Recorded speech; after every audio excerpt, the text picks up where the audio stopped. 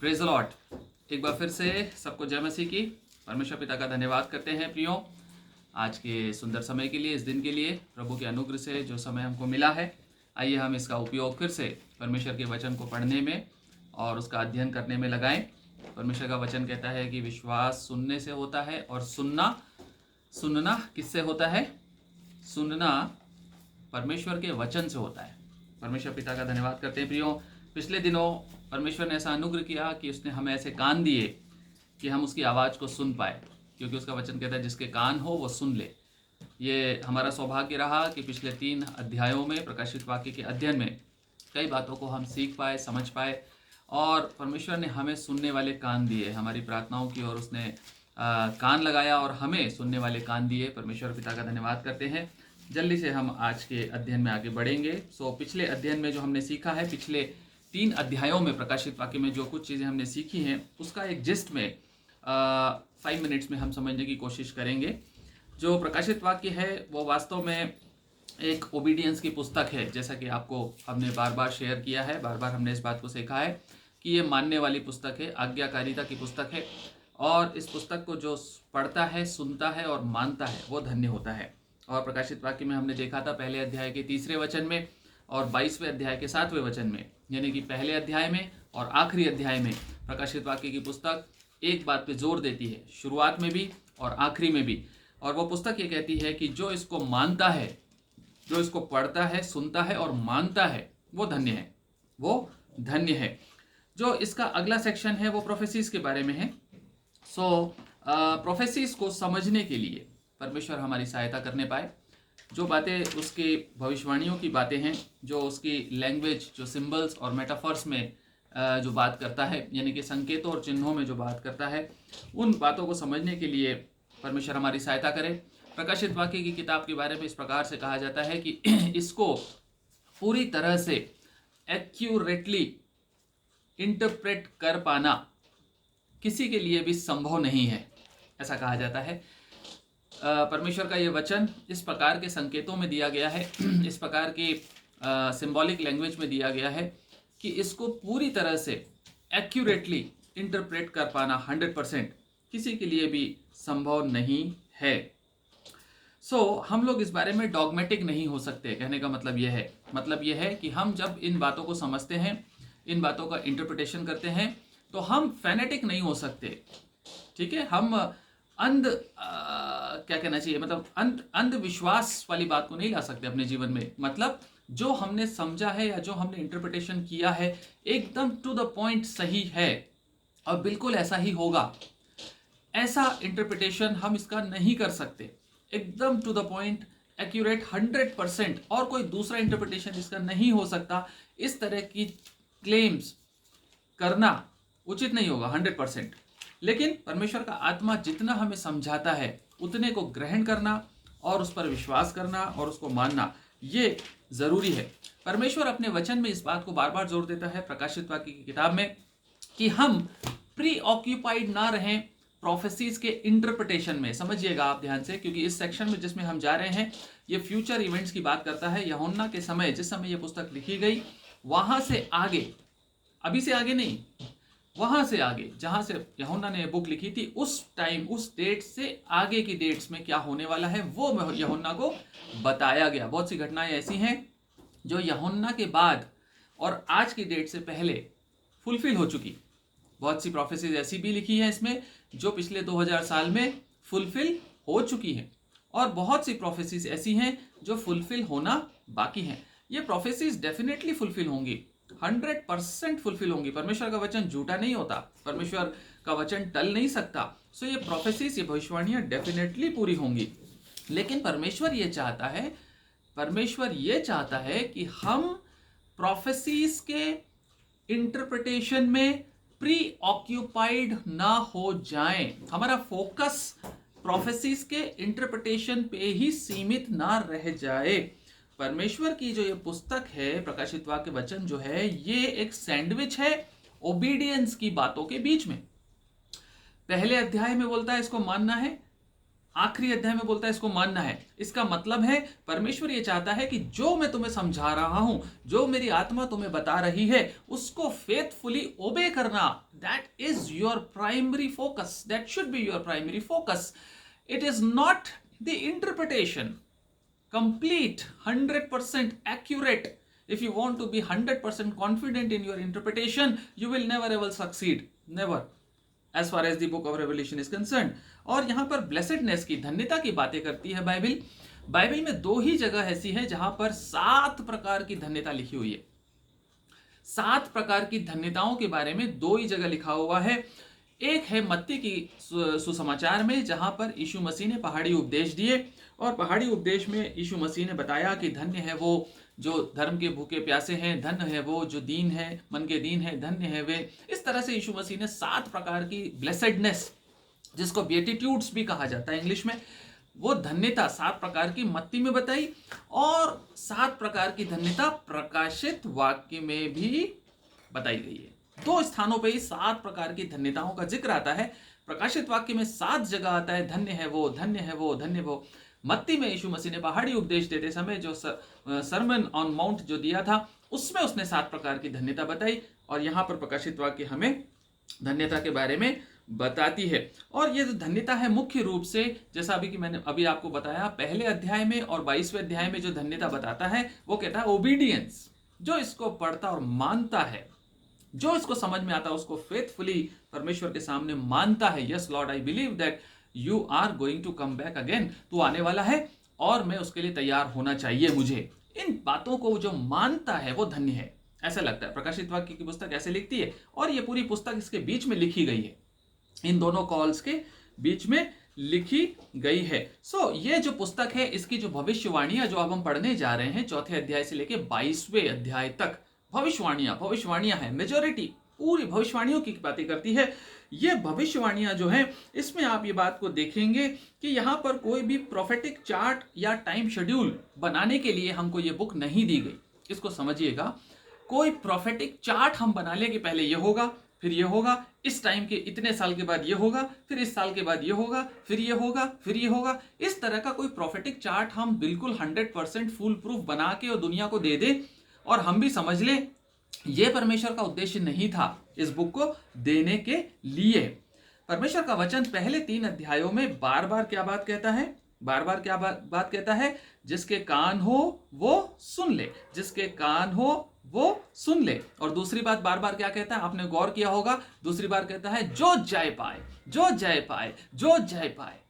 2 बातों की बात करता है. जिसके कान हो वो सुन ले, जो 3 अध्याय अभी लिखे गए उसमें, जिसके कान हो वो सुन ले. और दूसरी बात, जो जय पाए वो ये पाएगा, जो जय पाए वो ये पाएगा. ये प्रतिज्ञा परमेश्वर 3 अध्यायों में बार बार करता है ना. इसका मतलब है कि परमेश्वर जो है सारी बातों को छुपा के नहीं रखना चाहता. आने वाले अध्यायों में वो रिवील करना चाहता है, इसीलिए इसको रेवलेशन बोलते हैं. रिवील करना चाहता है, परंतु जिसके कान हो, ध्यान से सुनिएगा, जिसने कान लगाकर सुनना शुरू किया, वही व्यक्ति जो फेथफुल रहेगा, जो ओवरकमर रहेगा और जो बॉन्ड सर्वेंट की तरह से लेगा. जो फेथफुल रहेगा, जो ओवरकमर की तरह से रहेगा और जो बॉन्ड सर्वेंट की तरह से इसे ग्रहण करेगा, उसी के लिए 4 से 22वें अध्याय लिखे गए. आप समझ रहे हैं? पहले परमेश्वर उस व्यक्ति की क्वालिफिकेशन डिसाइड करता है कि कौन सा व्यक्ति आने वाले 4 से लेकर 22 अध्यायों को समझेगा. कौन सा व्यक्ति समझेगा, कौन सा व्यक्ति इन प्रोफेसीज को समझ पाएगा, कौन सा व्यक्ति, जो मैं चाहता हूं कि किस तरह से तुम्हें तैयारी करना है, जय पाना है आने वाली बातों के ऊपर, तुमको ओवरकमर बनना है, वो कौन होगा? जिसके कान होंगे, जिसने सुनना शुरू कर दिया पहले 3 अध्याय से, जिसने सुनना शुरू कर दिया, वो फेथफुल रहेगा, वो बॉन्ड सर्वेंट रहेगा और वो ही ओवरकमर होगा. और जो ओवरकमर होने जा रहा है वही 4 से लेकर 22वें अध्याय तक सही समझ पाएगा, जो परमेश्वर समझाना चाहता है, जो परमेश्वर बताना चाहता है. आइए प्रियो, हम शुरू करते हैं 4थे अध्याय से आगे. जो हमारा 4था अध्याय आज शुरू हो रहा है, उसकी पहले वचन से हम शुरुआत करते हैं. 4थे अध्याय के पहले वचन से लेकर और हम 5वें वचन तक पढ़ेंगे. आज पहले वचन से लेकर 5वें वचन तक हम पढ़ेंगे और इसको समझने की कोशिश करेंगे. बहुत सारी गहरी बातें सीखने की हैं यहाँ पर.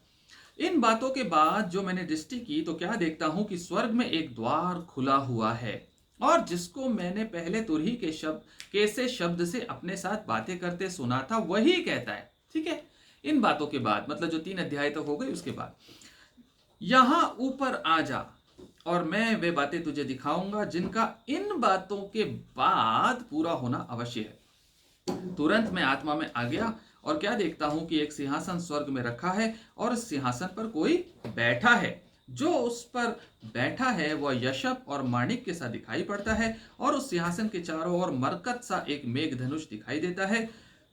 उस सिंहासन के चारों ओर 24 सिंहासन हैं, और इन सिंहासनों पर 24 प्राचीन श्वेत वस्त्र पहने हुए बैठे हैं, और उनके सिरों पर सोने के मुकुट हैं। उस सिंहासन में से बिजलियां और गर्जन निकलते हैं, और सिंहासन के सामने आग के 7 दीपक जल रहे हैं। वे परमेश्वर की 7 आत्माएं हैं। परमेश्वर अपने वचन पे बहुतायत की आशीष दे और हमें अनुग्रह दे कि हम इन बातों को जैसा परमेश्वर समझाना चाहता है वैसा ही समझ पाए। प्रियो, पहली बात जो पहले वचन में कहता है, इन बातों के बाद, इसका मतलब है जो बातें हमने 3रे अध्याय तक पढ़ ली, हमने डिविजन्स देखे थे रिवेलेशन के 1:19 में, पहला अध्याय 19वें वचन में हमने डिवीजन देखे थे। डिवीजन क्या थे? जो तुमने देखा है और जो तू अभी देख रहा है और जो तू देखने वाला है। सो पहले 2 डिविजन्स, 2 पोर्शंस हम पढ़ चुके 3 अध्याय में, और इन बातों के बाद इसका मतलब है 3rd सेक्शन शुरू हो रहा है। अब 3रा सेक्शन शुरू हो रहा है यहां से, और इन बातों के बाद जो मैंने दृष्टि की, यूहन्ना ने जो दृष्टि की है इन बातों के बाद, कलीसियाओं को जो संदेश दिया गया, कलीसियाओं को आखिरी संदेश जो लौदीकिया को दिया गया, उसके बाद जो उसने देखा तो स्वर्ग में एक द्वार खुला हुआ है। Praise the Lord. क्या आप बता सकते हैं थोड़ा याद करके कि आखिरी द्वार की बात कहां हुई थी? प्रकाशित वाक्य में कहां पे बात हुई थी द्वार के बारे में? एनीबडी? ओके, मैं आपको याद दिलाता हूं। 3:20 में, 3:20 में लौदीकिया में है ना, हमें याद आ रहा है फिलाडेल्फिया, जो मैंने खोल रखा है उसे कोई बंद नहीं करेगा। लेकिन 3:20 में कहता है, देख मैं द्वार पर खड़ा हुआ खटखटाता हूं, देख मैं द्वार पे खड़ा हुआ खटखटाता हूं, यदि कोई मेरा शब्द सुनकर खोलेगा। सो प्रियो, परमेश्वर आप क्या सोचते हैं, यूहन्ना ने द्वार खोला या नहीं खोला यीशु मसीह के लिए? यूहन्ना ने द्वार खोला, यूहन्ना ने द्वार खोला। और जब हम अपने मन का द्वार, अपनी विल को सरेंडर करते हुए परमेश्वर के सामने अपने आप को ओपन करते हैं, जिस प्रकार यूहन्ना ने किया, तो हम एक और द्वार को खुला हुआ देखते हैं। Hallelujah, praise Lord. यूहन्ना ने तुरंत एक द्वार को खुला हुआ देखा। उससे पहले यूहन्ना ने यह बोला, परमेश्वर की आत्मा ने यूहन्ना के द्वारा यह बुलवाया, जो कोई मेरा मैं द्वार पर खड़ा हुआ खटखटाता हूं, यदि कोई मेरा शब्द सुनकर द्वार खोलेगा तो मैं उसके पास भीतर आकर उसके साथ भोजन करूंगा और वो मेरे साथ। इसका मतलब है कि यूहन्ना ने परमेश्वर के सामने जो 3 अध्यायों में जो अपनी विल को सरेंडर करने का पैटर्न शुरू किया था, उसके पैरों पे मुर्दा सा गिरकर उसके तरफ कान लगाकर सुनता था, अपने आप को शून्य कर देता था, यील्ड करता था अपनी फ्री विल को, उस पैटर्न को उसने कंटिन्यूड रखा। उसने कहा, प्रभु तू कह रहा है सब लोगों से, जो मेरा शब्द सुनकर द्वार खोलेगा मैं खोलता हूं। मैंने कलीसियाओं को तेरी ओर से लिख दिया, लेकिन मैं पहले खोलता हूं अपना द्वार। और जैसे ही हम परमेश्वर के सामने अपनी फ्री विल का द्वार खोलते हैं, जैसे ही हम सरेंडर करते हैं, प्रभु हमारा कुछ नहीं, हम बंद नहीं रहेंगे तेरे प्रति, हमारे कान भी खुले हैं, हमारा द्वार भी खुला है, हमारे मन और हमारी विल पूरी तरह से खुले हुई है तेरे सामने, हमारा कुछ नहीं, हम एक बॉन्ड सर्वेंट के समान तेरे सामने आते हैं। जैसे ही हम अपना द्वार खोलते हैं, हम एक और द्वार को देखते हैं। Praise the Lord. यूहन्ना ने सबसे पहली बात क्या देखी? उसने एक द्वार को खुला हुआ देखा, उसने एक द्वार को खुला हुआ देखा। और जैसे ही हम उस द्वार को खुला हुआ देखते हैं, सबसे पहली बात जो यीशु मसीह कहता है वो क्या कहता है? वो कहता है, यहां यूपर आ जा। Praise the Lord. जिसके लिए द्वार बंद है उसको यीशु मसीह ये नहीं कह सकता कि यहां ऊपर आ जा। यूहन्ना ने अपना द्वार खोला और एक और द्वार को खुला हुआ देखा, और जो शब्द वो पहले से सुनता आ रहा था, यीशु मसीह के द्वारा जो आत्मा का शब्द सुनता आ रहा था, उसी शब्द को तुरही के समान बार बार एम्फेसाइज करता है, बहुत बोल्डली और बहुत क्लियरली सुन रहा है। फिर से कहता तुरही के समान, मतलब कान के पास कोई ट्रम्पेट बज रही है, इतना clear, loud, crystal clear sound था, इतना स्पष्ट साउंड था, कोई कंफ्यूजन नहीं था उसको, उसने एकदम क्लियर सुना, कम अप हियर, इधर ऊपर आ जा, इधर ऊपर आ जा। अरे पतमोस टापू में बैठा हुआ यूहन्ना कहां जाएगा? पतमोस टापू में था यूहन्ना, ऊपर बुला रहा है परमेश्वर उसको। सो इसका मतलब क्या है कि वो आत्मा में उसको लिफ्ट कर रहा है ऊपर की तरफ, उसको आत्मिक आंखों से दिखाना चाहता है, उसको आत्मिक आईज से, स्पिरिचुअल आईसाइट चाहता है। परमेश्वर चाहता है कि वो आत्मिक आंखों से देखना शुरू करे, इसलिए उसने कहा ऊपर आ जा। अब ऊपर क्यों बुलाया था उसको? क्यों बुलाया था ऊपर? ऊपर उसको आत्मा में क्यों बुलाया था? परमेश्वर हमें, जब हम अपनी विल को सरेंडर करते हैं और परमेश्वर जब अपनी बात बताना शुरू करता है, तो सबसे पहले ध्यान से सुनिएगा, ये हमारे और आपके जीवन के लिए पूरी तरह लागू होती है। फॉरगेट अबाउट प्रोफेसीज, क्या बताने वाला है वो बात की बात है। बताने के पहले कंडीशंस क्या है? पहली चीज, हमें अपनी फ्री विल सरेंडर करना। प्रभु मैं तेरी भविष्यवाणियों को इंटरप्रेट नहीं कर सकता, परमेश्वर तू जो वचन कहता है मैं समझ नहीं सकता, मैं बेवकूफ हूं, बुद्धू हूं, नादान हूं, मैं पापी हूं, कमजोर हूं। तू मुझे जो दिखाना चाहता है, तू मुझे जो बोलना चाहता है, पहले मुझे बता कि तू क्या बोलना चाहता है। इसके लिए मैं जीरो होता हूं, और जैसे ही हम जीरो होते वो एक दरवाजा खोलता, और जैसे ही वो दरवाजा खोलता सबसे पहला काम वो करता है, फर्स्ट यू कम अप। सबसे पहले ध्यान से सुनिएगा, हमारा नजरिया बदलना चाहता है। नजरिए से मतलब है हमारा जो व्यू पॉइंट है। अभी हमारी टेलीस्कोप ऐसे घूमती रहती है, ऐसे घूमती रहती है। हम दुनिया को और दुनिया में होने वाली घटनाओं को जमीन पे ही बैठे बैठे देखना चाहते हैं। ध्यान से सुनिएगा, जमीन पे बैठे बैठे हमारा जो जमीनी नजरिया है, जो दुनियावी दृष्टिकोण है, उसी दृष्टिकोण से हम सब कुछ समझना चाहते हैं। जो होने वाला है, जो कुछ घटने वाला है, जो परमेश्वर बताने वाला है, वो सब कुछ हमको यहीं बैठे बैठे बता दे। नहीं, no, sorry, it's not possible. You first come up. सबसे पहले तेरा एंगल ऑफ व्यूइंग चेंज करना चाहता हूं मैं। सबसे पहले मैं चाहता हूं कि तू जो पृथ्वी पे होने वाला है उसको स्वर्ग के दृष्टिकोण से देख। Praise the Lord. आप समझ रहे हैं? समझ रहे हैं इन बातों को?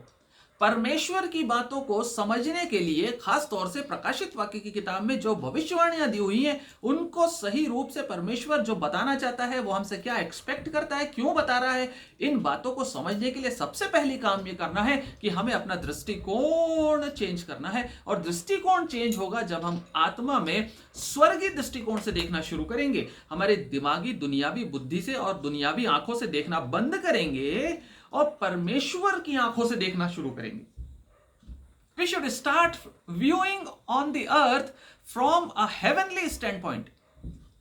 दुनिया को देखने के लिए स्वर्ग की दृष्टिकोण चाहिए। दुनिया की भविष्यवाणियों को समझने के लिए स्वर्ग की नजरें चाहिए।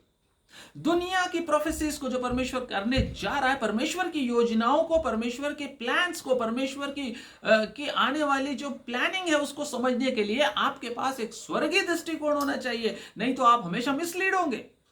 आप अगर दुनियावी बुद्धि से भविष्यवाणियां समझना चाहेंगे, जो परमेश्वर दिखाना चाहता है आपको, यदि आप यहीं पे बैठे बैठे समझना चाहेंगे, आत्मा में परमेश्वर के साथ ऊपर नहीं होंगे, स्पिरिचुअली उसके साथ सरेंडर्ड और उसके व्यू पॉइंट से देखना शुरू नहीं करेंगे, कुछ नहीं देख सकते। Nothing is possible. So first you come up here from Patmos. वो पतमोस में था। हम हिंदुस्तान में हैं, हम पाकिस्तान में हैं, इंग्लैंड में हैं, कहीं भी हैं, जहां भी हैं, हम जेल में हैं, चाहे नौकरी में हैं, चाहे कहीं भी हैं। So first of all we have to lift ourselves up according to his call. उस द्वार को जो खुला हुआ है उसमें निकल सबसे पहले, ऊपर की तरफ उठ। और जॉन ने रिस्पॉन्ड किया, यूहन्ना ने रिस्पॉन्ड किया। यह उसकी सबसे बड़ी खूबसूरती थी कि वो परमेश्वर के कॉल को एक भी बार डिनाई नहीं किया। उसने ये नहीं कहा कि प्रभु के पतमोस में बैठा हूं, मैं कैसे जाऊंगा, मैं कहां आऊं, ऊपर कैसे आऊं, मैं नहीं आ सकता, कैसे जाऊं, मेरे को समझ में नहीं आ रहा। नहीं, यस प्रभु, I am coming, you lift me up. Patmos टापू में था लेकिन ऊपर की तरफ उठा। ऊपर की तरफ जब आत्मा में उठा और उसके बाद उसको वो नजरिया मिला, वो प्रकाशन मिला, जिससे उसने आने वाले परमेश्वर के राज्य के आने तक, उसकी आने वाली हजारों साल की घटनाओं को आत्मिक रूप से समझ पाया, देख पाया और उनको डिक्टो जैसा बताया था परमेश्वर ने लिख पाया। आत्मिक दृष्टिकोण अपना लिया, तुरंत रिस्पॉन्ड किया। धन्यवाद हो परमेश्वर का कि यूहन्ना था। यदि यूहन्ना रिस्पॉन्ड नहीं करता और अपना दरवाजा नहीं खोलता और उस खुले दरवाजे को देखकर उस कॉल के और रिस्पॉन्ड नहीं करता, तो प्रकाशित वाक्य की पुस्तक शायद यूहन्ना लिख नहीं पाता। परमेश्वर की योजना है, परमेश्वर कैसे पूरी करता है हमें नहीं मालूम, लेकिन यदि हम अपनी समझ से उसको समझें तो क्या समझ सकते हैं हम? यूहन्ना की ओबीडियंस हमें यहाँ दिखाई देती है। यूहन्ना का ओबीडियंस जो है उसको प्रकाशित वाक्य लिखने के लायक बनाता है। प्रियो, परमेश्वर के नजरिए को देखना शुरू करता है यूहन्ना यहाँ पर, और देखने के बाद जब वो अर्थ पे जो होने वाली चीजें हैं उनको समझना चाहता है, तो वहां से परमेश्वर उसको बताना शुरू करता है। परमेश्वर आपको भी बताना चाहता है, मुझे भी बताना चाहता है। हम कहते हैं परमेश्वर तू बात कर बात कर बात कर, वो कहता है पहले दरवाजा खोल और ऊपर आ। हम वो काम नहीं करते, हम कहते हैं तू यहीं बैठे बैठे बता दे। हमारी डिग्री है हमारे पास, हमने थियोलॉजी पढ़ ली है प्रभु, बाइबल भी पूरी पढ़ ली है, फिर भी कुछ चीज समझ में नहीं आ रही, थोड़ा समझा दे, कोई किताबें बता दे, कोई यूट्यूब बता दे, कोई और कोई तरीका बता दे जिससे कि हम तेरी बातों को इंटरप्रेट कर लें। नहीं, परमेश्वर का वचन हमसे कहता है प्रकाशित वाक्य में दो ही चीजें चाहिए, आपकी ओबीडियंस चाहिए और रिस्पॉन्ड चाहिए, आपका रिस्पॉन्स चाहिए मेरे कॉल पे। मेरा नजरिया अडॉप्ट करो, और जैसे ये होगा तो तुम देखोगे ये सबके लिए है। यीशु मसीह ने सबको कहा कि ऊपर देखो। जब तुम ये बातों को होता हुआ देखो तो ऊपर की तरफ देखना। लूका 21:28, लूका 21:28 क्या कहता है? लूका 21:27 में कहता है कि जब अंत के दिनों में ये घटनाओं की बाट जोते जोते सब लोगों के ऊपर भय छा जाएगा। भय छा जाएगा, पर तुमको समझ में नहीं आएगा कि दुनिया में क्या हो रहा है, दुनिया में कौन सी घटनाएं कैसे घट रही है, कुछ समझ ही में नहीं आ रहा, दिमाग एकदम पजल्ड होगा और भय का आत्मा डोमिनेट करने लगेगा। तो सबसे पहला काम जो यीशु मसीह ने कहा, क्या करना? सीधे होना और ऊपर देखना, जैसे यूहन्ना ने देखा। 28 कहता है जब ये बातें होने लगे तो सीधे होकर अपने सिर को ऊपर उठाना, आत्मिक दृष्टिकोण ले लेना। दुनिया की बातों को दुनिया की नजर से मत देखना कि अभी ये मार रहा है, अभी वो काट रहा है, अभी वो बीमारी, अभी ये कोरोना, अभी वो फलाना, लड़ाई झगड़ा, भुखमरी, कंगाली, अकाल, बेरोजगारी, इन बातों को यहां बैठे बैठे मत देखना, ऊपर की तरफ देखना।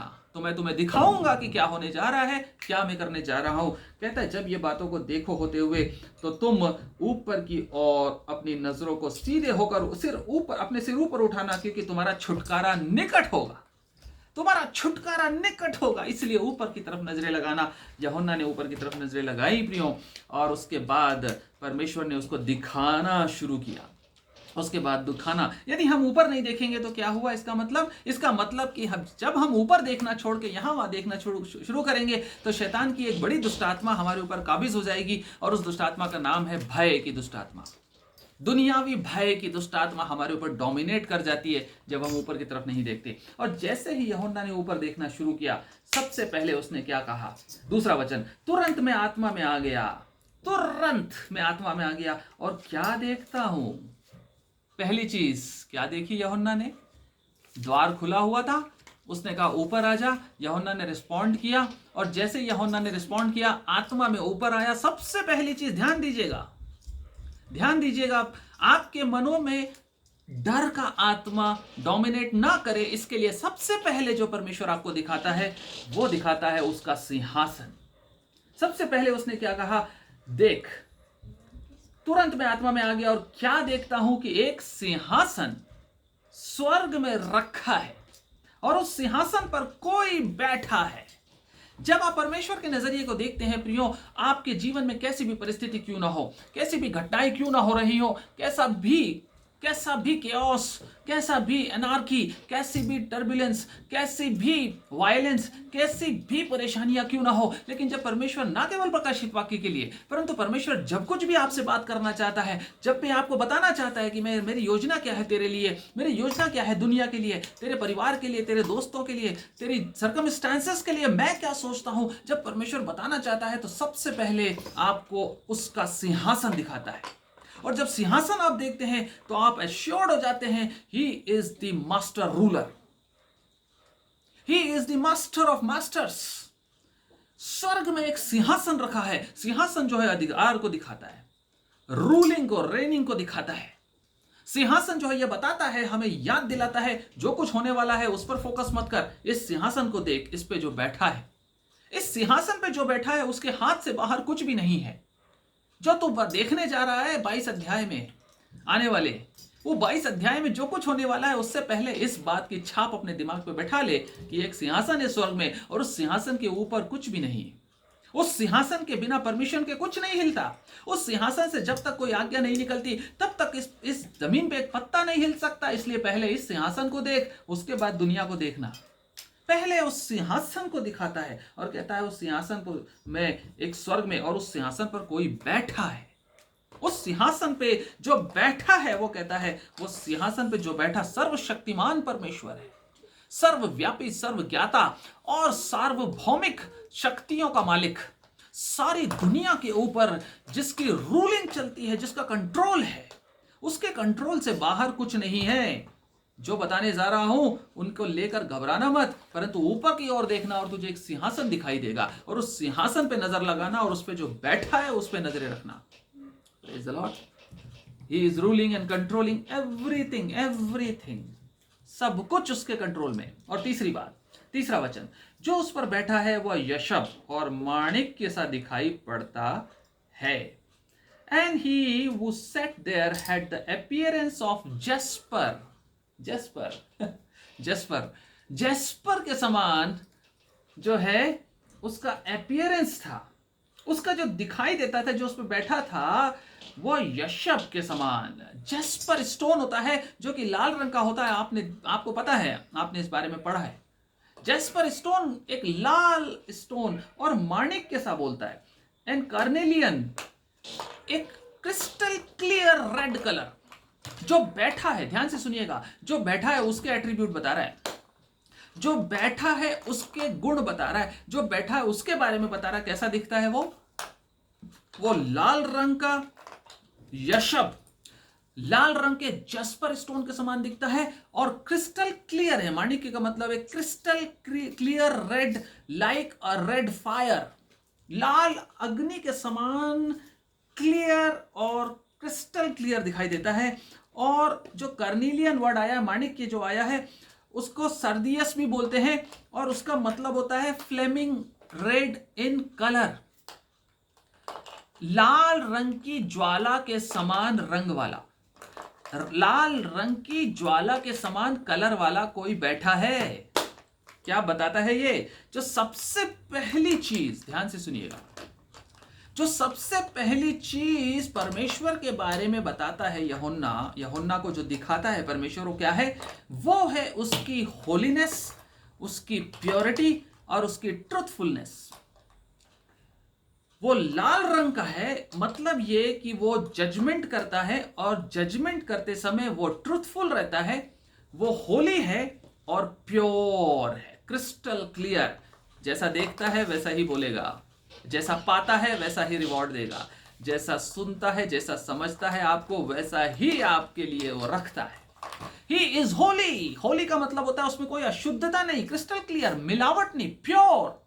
वो शुद्ध सोने से भी ज्यादा ताया हुआ प्योर है। उससे ज्यादा प्योर इस दुनिया में कोई नहीं, कोई उससे ज्यादा पवित्र नहीं, कोई उससे ज्यादा प्योर और होली नहीं है। और उसका जजमेंट जो है वो न्याय परमेश्वर, उसका जजमेंट में कोई चूक नहीं है। He is Holi and pure. पहली चीज जो बताता है परमेश्वर यूहन्ना को, देख इस सिंहासन पे जो बैठा है वो न्याय करेगा, और जो सिंहासन पे बैठता है सब कुछ उसके हाथ में है, और वो जो बैठा है उसके गुण क्या है, वो होली है, प्योर है और वो ट्रुथफुल है, सच्चा है। नथिंग, नो मिलावट, नो अशुद्धि, no impurities, absolutely trustworthy. Okay, दूसरी चीज क्या बोलता है यहां पर, उस सिंहासन पर वो जो उस पर बैठा है वो यशब और माणिक कैसा दिखाई पड़ता है। और दूसरी बात बताता है, उस सिंहासन के चारों ओर मरकत सा एक मेघ धनुष दिखाई पड़ता है। वाह, क्या फैंटास्टिक एक्सप्लेनेशन परमेश्वर का है। कहता है, तीसरा वचन कहता है, appearance of jasper and carnelian, and around the throne, सिंहासन के चारों तरफ was a rainbow that had the appearance of an emerald. Emerald के समान, मरकत के समान इंद्रधनुष। Praise the Lord. मरकत के समान इंद्रधनुष। अभी आपने जो देखा, जो जैस्पर स्टोन की बात हमने की, वो 21वें अध्याय में भी आएगा, प्रकाशित वाक्य। ओके, हम आगे भी देखेंगे उसको। खैर एनीवे, अभी हम देखते हैं रेनबो के बारे में। वाह, एक सिंहासन के चारों तरफ एक मरकत के एमरल्ड के समान एक रेनबो दिखाई दे रहा है। रेनबो, एक इंद्रधनुष दिखाई दे रहा है। बाइबल में सबसे पहले इंद्रधनुष की बात कहां आई थी? कहां पर आई थी सबसे पहले? नूह के जमाने में। नूह के जमाने में परमेश्वर ने इंद्रधनुष दिया था, और इंद्रधनुष को परमेश्वर ने जिस दिन दिखाया उसी दिन उसको असाइन कर दिया था कि यह सिंबल किस चीज का है, किस चीज का सिंबल है इंद्रधनुष। परमेश्वर ने क्या कहा था? परमेश्वर ने कहा था ये इंद्रधनुष जो है इसको देखो, और जब जब जब इसको देखोगे तो इस बात को याद रखना कि मैं वाचा करता हूं कि मैं किसी भी रीति से इस दुनिया को अब बाढ़ से, पानी से नष्ट नहीं करूंगा। परमेश्वर ने एक वाचा बांधी, और यह कवेनेंट ऑफ ग्रेस था। यह परमेश्वर के अनुग्रह की वाचा थी। परमेश्वर जो है दुख देखकर पछताने वाला परमेश्वर है। परमेश्वर अनुग्रह से परिपूर्ण परमेश्वर है, और सबसे पहली वाचा उसने जो इंद्रधनुष को दिखाकर बताई मनुष्य जाति के लिए, इस दुनिया के लिए, उसने एक कंपैशनेट, एक ग्रेसफुल कवेनेंट बांधी उस दिन, और उसने कहा इंद्रधनुष दिखाया और कहा इंद्रधनुष को देखो, और जब भी इसको देखोगे याद रखना कि इस दुनिया को मैं दोबारा नष्ट करूंगा, यदि तो पानी से तो नहीं करूंगा, ये कंफर्म है, ये मेरी वाचा है। It was a covenant of grace. ये अनुग्रह की वाचा थी परमेश्वर की। परमेश्वर की अनुग्रह की वाचा थी, परमेश्वर के अनुग्रह की वाचा थी। और ये जो धनुष था, ये जो रेनबो था, ये जो रेनबो है, ये रेनबो परमेश्वर के अनुग्रह को दिखाता है। आपने दो चीजों को देखा, दो गुणों को देखा। यहां पर कौन से गुण देखे आपने? एक गुण देखा परमेश्वर का की ट्रूथफुलनेस, परमेश्वर की प्योरिटी, परमेश्वर का जो है वो क्रिस्टल क्लियर जजमेंट, और दूसरी आपने बात देखी परमेश्वर की ग्रेस। Praise the Lord. दूसरी क्या बात देखी? परमेश्वर की ग्रेस। देखी ना, ये दो बातें आपको फिर दिखाई पड़ती है यीशु मसीह में, अनुग्रह और सच्चाई। Praise the Lord. और वचन देहधारी हुआ, यूहन्ना 1:14, वचन देहधारी हुआ, और उसने कैसे डेरा किया मनुष्यों के बीच में? Praise the Lord. उसने मनुष्यों के बीच में अनुग्रह और सच्चाई के साथ डेरा किया। परमेश्वर एक ही है, कभी ना बदलने वाला परमेश्वर, जिसने सिंहासन पर बैठ के अपनी क्वालिटीज को यूहन्ना को दिखाया। उन्हीं क्वालिटीज को उसने पहले यीशु मसीह में दिखा दिया था दुनिया को, लेकिन दुनिया पहचान नहीं पाई। वो अपनों के बीच में आया और अपनों ने उसे ग्रहण नहीं किया, क्योंकि अपने जो है केवल अनुग्रह चाहते थे, सच्चाई से प्यार नहीं करते थे।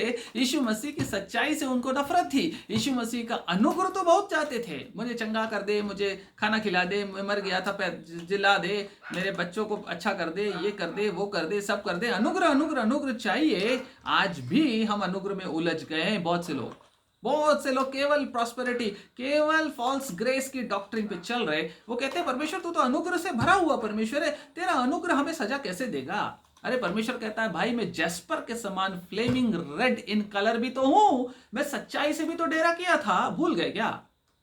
परमेश्वर का सिंहासन जो जेस्पर रेड अपीयरेंस में बैठा हुआ व्यक्ति जो है वो ट्रुथफुल भी तो है, जजमेंट भी तो सही करता है, अनुग्रह तो करेगा, लेकिन सच्चाई के साथ भी डेरा करता। परमेश्वर कहता है 1:14 में कहता है और वचन देहधारी हुआ और अनुग्रह और सच्चाई से परिपूर्ण होकर हमारे बीच में डेरा किया। प्रियो, परमेश्वर की इन क्वालिटीज को आप पूरी प्रकाशित वाक्य की किताब में देखेंगे। परमेश्वर जो है वो ग्रेस और जजमेंट को साथ साथ लेकर चलता है, किसी को भी छोड़ता नहीं है। प्रकाशित वाक्य में आप देखेंगे, आप इस पैटर्न को देखेंगे पूरे अध्यायों में। 22 में क्या पैटर्न है परमेश्वर का? पहले ग्रेस, फिर जजमेंट, फिर ग्रेस, फिर जजमेंट, फिर ग्रेस, फिर ये अल्टरनेट आते रहेंगे। पहले परमेश्वर अनुग्रह देगा, मन फिराने का समय देगा, अनुग्रह करेगा, आ जाओ, लौट जाओ, मन फिराओ, नहीं फिराया, जजमेंट हुआ, फिनिश, अनुग्रह, फिर अनुग्रह बोलता है जो बचे हुए अनुग्रह, नहीं फिराया, फिनिश, जजमेंट, फिर बोलता है अनुग्रह। परमेश्वर इन चीजों को लेकर चलता है। इन दोनों क्वालिटीज को आप देखेंगे जो यूहन्ना को सबसे पहले दिखाई दी, अनुग्रह और जजमेंट, अनुग्रह और सच्चाई। और रोमन 11:22 में एक बात लिखता है बहुत अच्छी, रोमियो में 11:22 में कहता है परमेश्वर जो है कृपालु भी है और कड़ाई से भी काम करता है। यही बात कहता है, यही क्वालिटीज को एम्फेसाइज करता है पौलुस।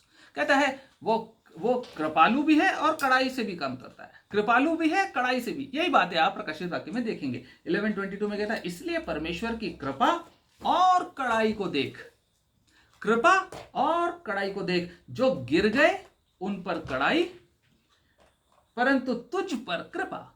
जो गिर गए, जो मन नहीं फिरा रहे, जो गिर गए, पाप में फंसे हुए, उलझे हुए, उन पे कड़ाई, और तुझ पर जो बन गया, जो बदल गया, जो मन फिरा लिया, उस पर कृपा। यदि तू उसमें बना रहे, नहीं तो तू भी काट डाला जाएगा। ठीक है। सो परमेश्वर जो है कृपा और कड़ाई का परमेश्वर है। दोनों बातों को याद रखना है। आप इन कंफ्यूजन में मत रहना। जैसा कि बहुत कुछ लोग बताते हैं, बाहर बहुत सारे भरमाने वाले लोग खड़े हो गए, कहते हैं कि परमेश्वर अनुग्रहकारी है, कलीसिया को तो ऐसे उठा लेगा, कुछ करने की जरूरत ही नहीं है। कुछ करने की जरूरत ही नहीं है, बस पादरी साहब ने बपतिस्मा दे दिया, काफी है। काफी है आपका बैप्टिज्म पानी से, काफी है।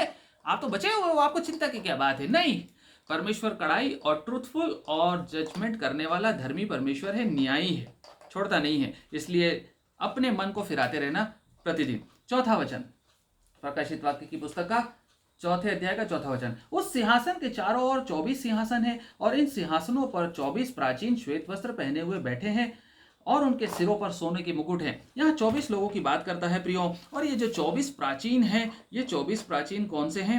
ये 24 प्राचीन जो हैं श्वेत वस्त्र पहने बैठे हैं और सोने के मुकुट है। इसका मतलब है कि ये 24 प्राचीन जो हैं, ये 24 लोग पवित्र लोग हैं।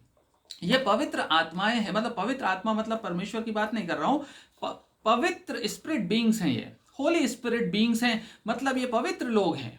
ये पवित्र लोग हैं जो परमेश्वर के सिंहासन के चारों ओर 24 बैठे हुए हैं। और ऐसा बताया जाता है एक इंटरप्रिटेशन में कि ये 12 जो हैं, इसमें से वो इजरायली गोत्रों के प्रधान हैं, और 12 जो है वो यीशु मसीह के प्रेरित हैं।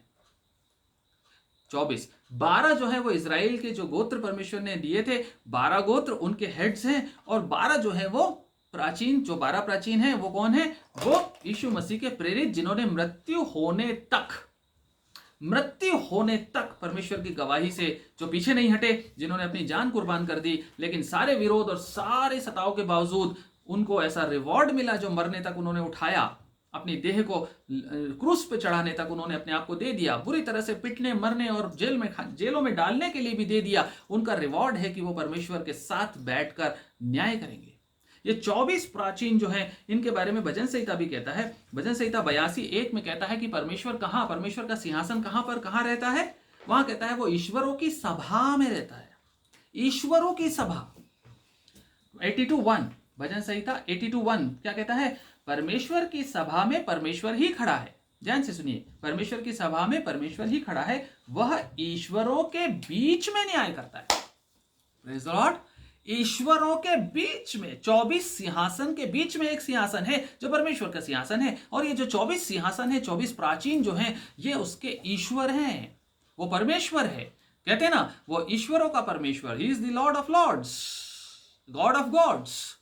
इन ईश्वरों की सभा में वो अकेला ही खड़ा होता है, और सारा अधिकार इनके सिर पर सोने के मुकुट हैं। इसका मतलब जो मुकुट होता है वो एक अथॉरिटी को दिखाता है, एक डेलीगेशन ऑफ पावर को दिखाता है कि मैं तुम्हें डेलीगेट करता हूं, मैं तुम्हें मुकुट पहनाता हूं, मतलब मैंने तुमको कुछ अधिकार दिया। मैं तुमको सिंहासन पे बैठा रहा हूं, मतलब मैं शेयर कर रहा हूं तुम्हारे साथ अपनी अथॉरिटी को, मेरे अधिकार को तुम मेरे साथ बांटोगे और न्याय करोगे तुम।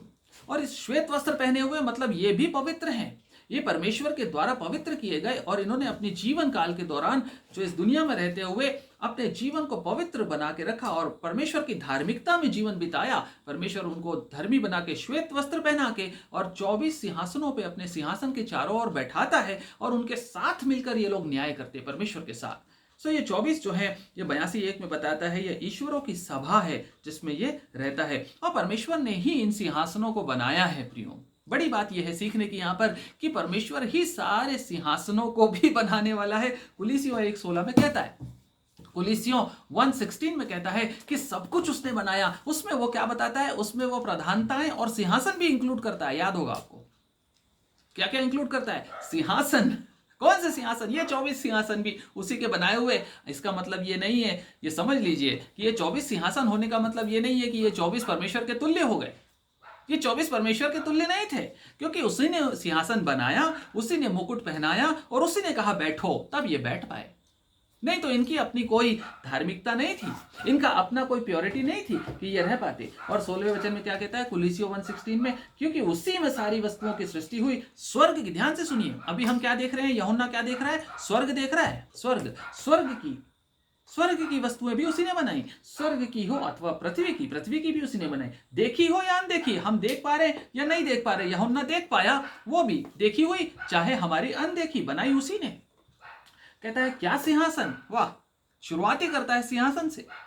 क्या सिंहासन, क्या सिंहासन, क्या प्रभुताएं, क्या प्रधानताएं, किसने बनाई, क्या अधिकार, सारी वस्तुएं उसी के द्वारा और उसी के लिए सृजी गई हैं। Hello, praise the Lord. ये 24 प्राचीन किसके लिए बैठे हैं? उसी के लिए बैठे हैं।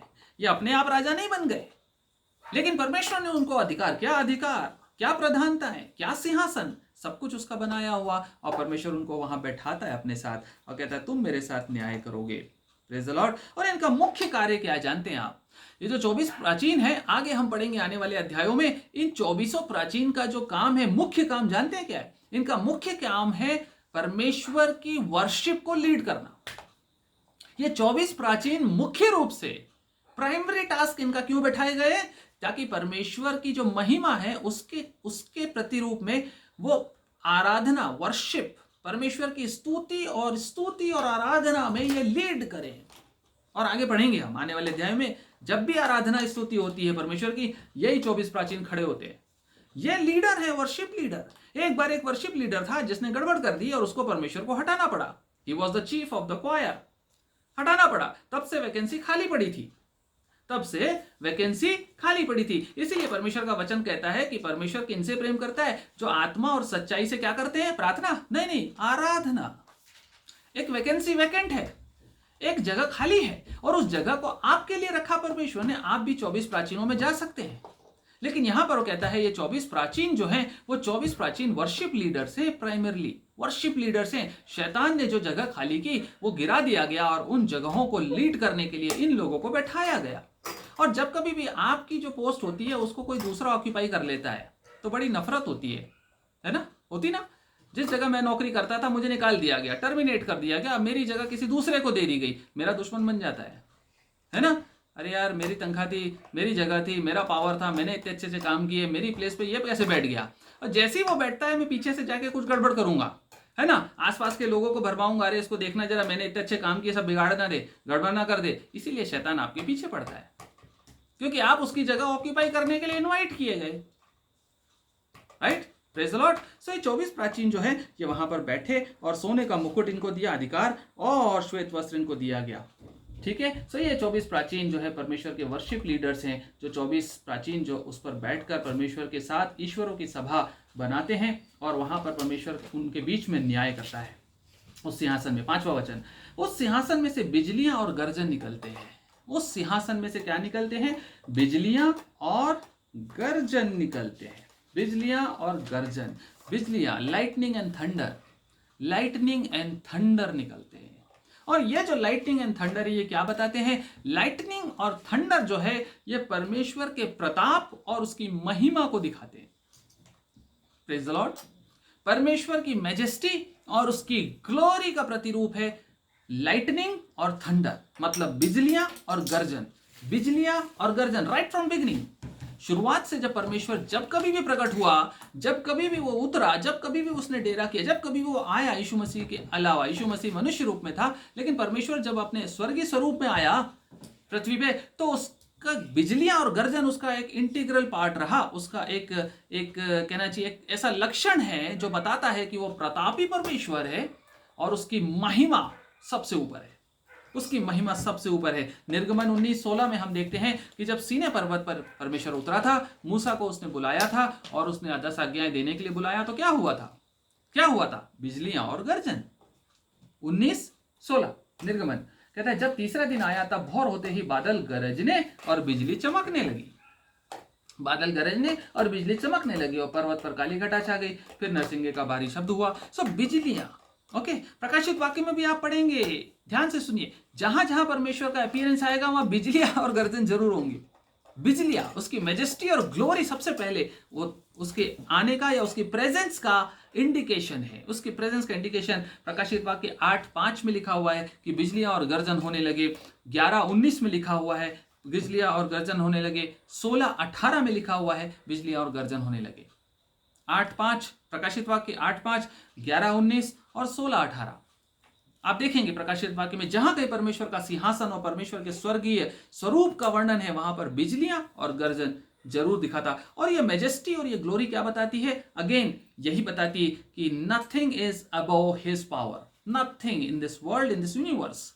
उसकी ग्लोरी, उसकी मेजेस्टी से ऊपर कुछ नहीं। अगेन वो एश्योरेंस देता है कि जो कुछ होने वाला है उसका कंट्रोलर मैं हूं।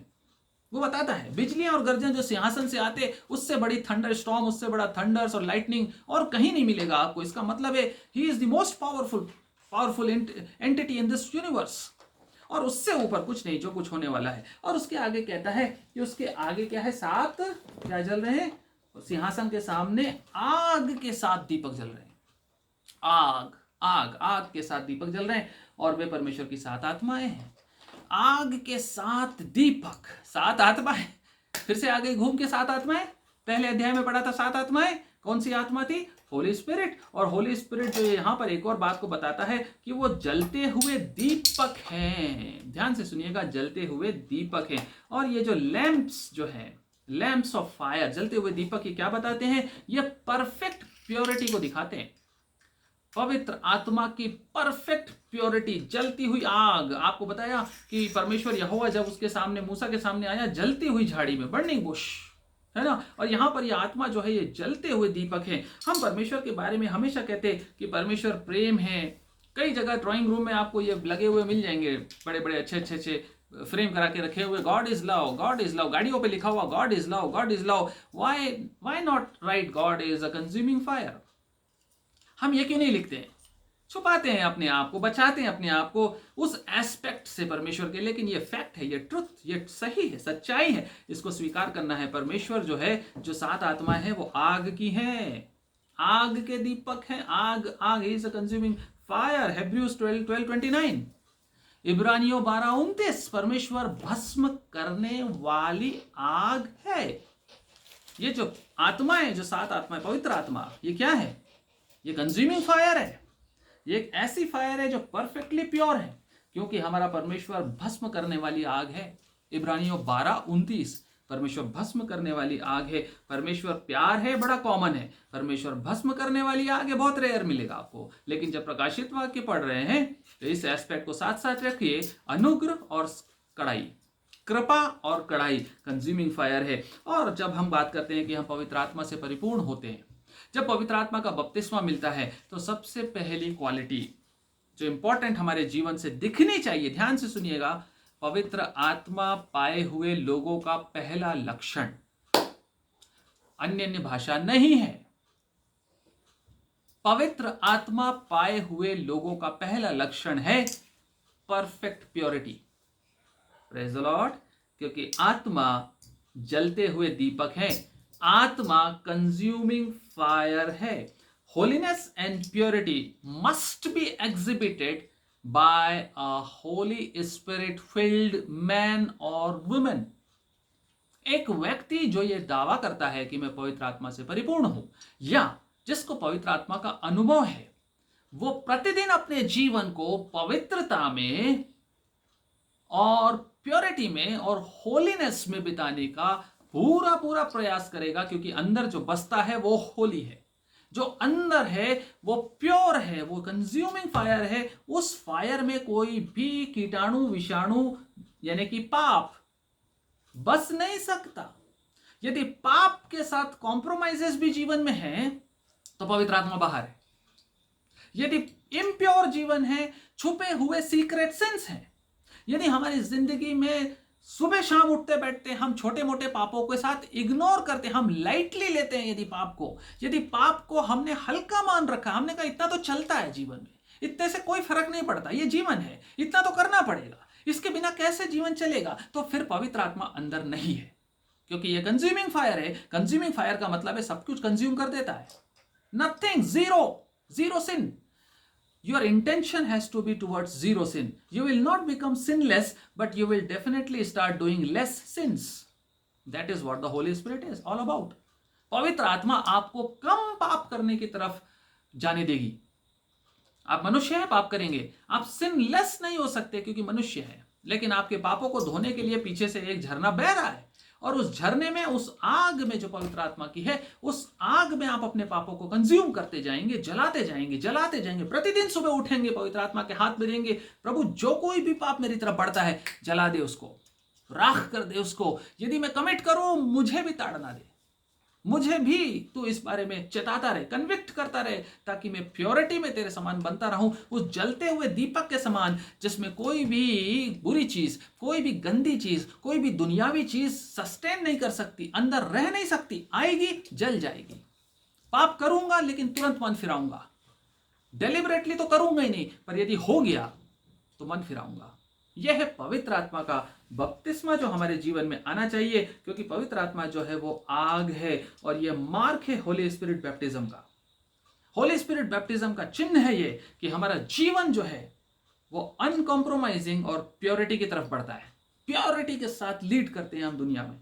जीवन को जब हम चलाते हैं प्योर इंटेंशंस, जहां कहीं पाप की कोई कन्विक्शन आती है, इमीडिएटली मन फिराते हैं, इमीडिएटली कंज्यूम करते हैं, खत्म करते हैं, भस्म करते हैं उस पाप को। ये जलते हुए दीपक, जो 7 दीपक हैं, ये उसके सिंहासन के सामने, और वो हमारे लिए देकर गया। यीशु मसीह कहता है, मैं तुम्हें सहायक देके जाऊंगा जो दुर्बलताओं में तुम्हारी सहायता करेगा, तुम्हें क्या बोलना है वो सिखाएगा। वो अंदर होगा तभी तो सिखाएगा। बाहर तो इस दुनिया में किसी भी स्पिरिट को अधिकारी नहीं कि रहे। ये स्पिरिट तो ये पृथ्वी तो मनुष्यों को दी गई रहने के लिए। मनुष्य यानी आदम ह्यूमन मतलब आउट ऑफ ह्यूमस, जो मिट्टी से बना है, और मिट्टी से बने हुए शरीर में ही आत्मा रहती है। क्या तुम नहीं जानते, कुरिन्थियों की पत्री, क्या तुम नहीं जानते कि ये पवित्र आत्मा तुम्हारी देह उसका मंदिर है?